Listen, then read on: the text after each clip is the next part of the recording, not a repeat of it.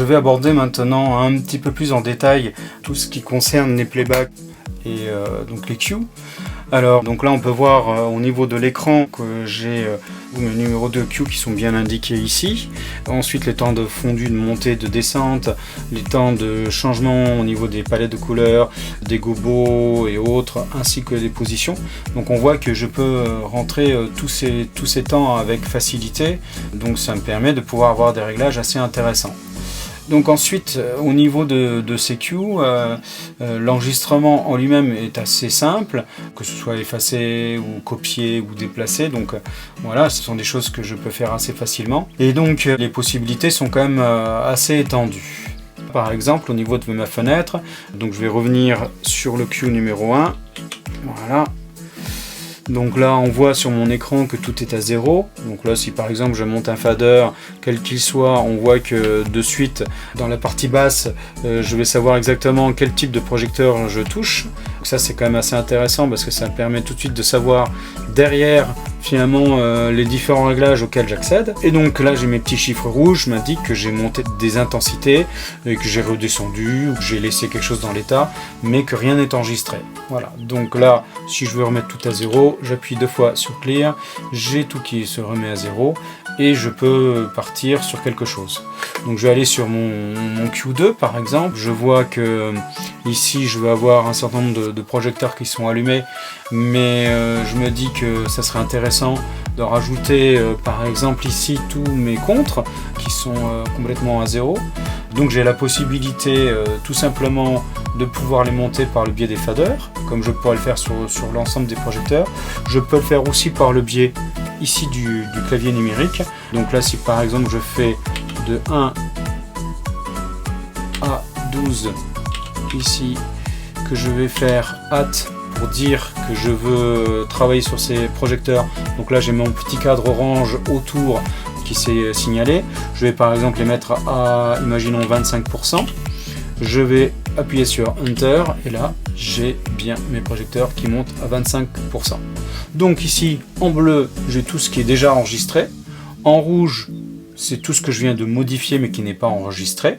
Donc là je peux simplement faire Update ici et appuyer sur Lecture.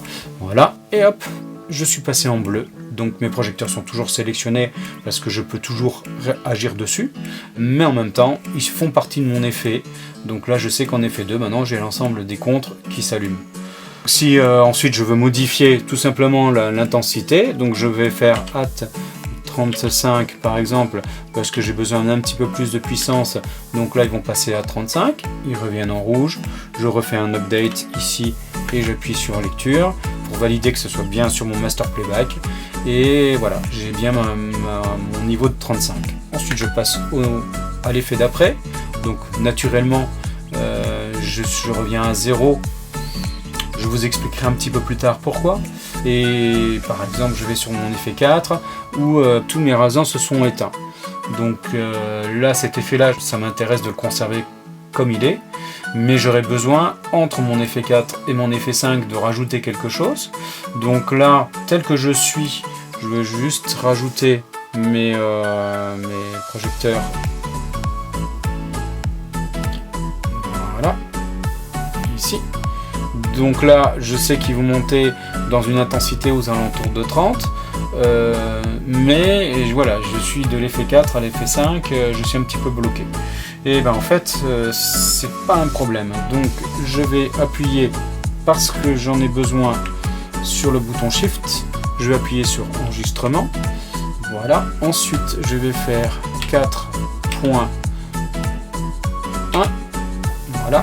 Donc là, je sais qu'il va s'intercaler entre le 4 et le 5. Et j'appuie, donc je vais peut-être mettre un temps de fondu. Voilà, 5. Et j'appuie sur mon Master Playback. Et j'ai bien mon 4.1 qui s'affiche. Alors, donc, ce bouton Shift a son importance, car dans mon cas, j'ai envie que chaque effet, chaque cue en fait, tous les événements soient enregistrés.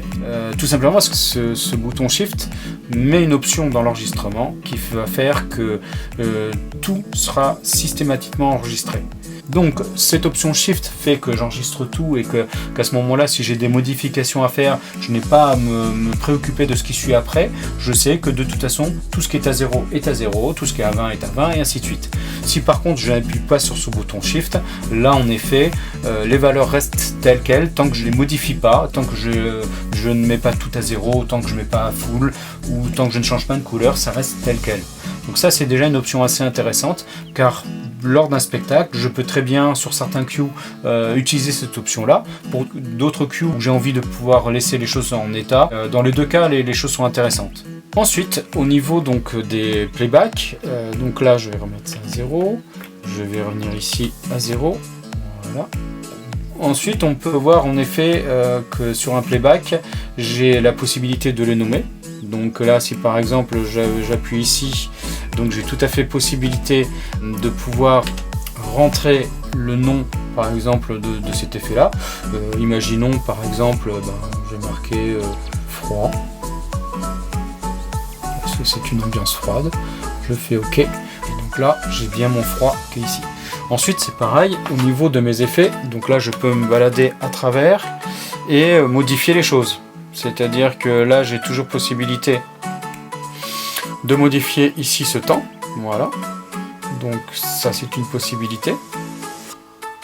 Là j'accède au temps de descente, là j'accède au temps de montée, voilà. Je peux aussi mettre un petit délai avant que le fondu démarre, donc ça peut être intéressant si par exemple je veux que mes couleurs démarrent en 3 secondes mais que le fondu lui ne commence qu'après 2 secondes et ensuite descendre en 4, donc là d'un coup je peux vraiment faire des choses assez intéressantes.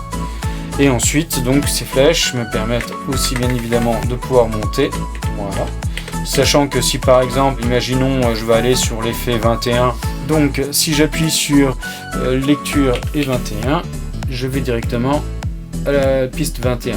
Si j'appuie sur lecture et 32, je vais aller directement sur 32. Donc ça c'est intéressant quand je commence à aller sur beaucoup d'effets. Là ça me permet d'accéder directement aux choses.